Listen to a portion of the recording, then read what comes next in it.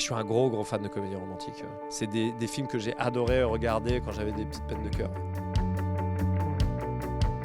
Là, c'est un mec qui a un peu baissé les bras au début et puis il a un coup de foudre amoureux et du coup, ça le galvanise un peu. Et puis, il y a ce quiproquo qui fait que Stéphane est emmené sur un Avignon complètement fou parce qu'il va devoir mentir à sa troupe et en même temps à la fille qu'il convoite. Mais c'est un beau mensonge. C'est ce que j'ai trouvé très chouette, c'est que c'était pas un manipulateur et évidemment qu'en tant que comédien, ce que j'ai vachement apprécié aussi, c'est de voir que c'est un mec qui doute, qui a pas l'impression qu'il est à sa place, qui a jamais été épanoui en amour. Ça, moi, c'est un truc qui m'est arrivé très longtemps. Moi, j'en ai parlé sur scène. Moi, j'ai connu l'amour à 23 ans, tu vois. Donc, j'ai attendu très longtemps, mais je me suis vachement identifié à ce Stéphane. Et je suis un gros fan de comédie romantique. Hugh Grant, Pour un garçon, j'adore. Ma vie en l'air de Rémi Besançon, les films de Clapiche. C'est des films que j'ai adoré regarder quand j'avais des petites peines de cœur. Ouais. Ma vie en l'air, je l'ai vu au cinéma 3 fois, tu vois, par exemple. Je trouvais que c'était vraiment une chouette comédie romantique. Et là, en plus, qui regroupe le côté métier, ça parle du Festival d'Avignon et de ce que c'est d'être comédien dans la comédie populaire, le regard que tu peux avoir. C'est pas un truc que j'ai expérimenté, mais je sortais d'un film avec Christian Clavier, il me parlait de ça, tu vois.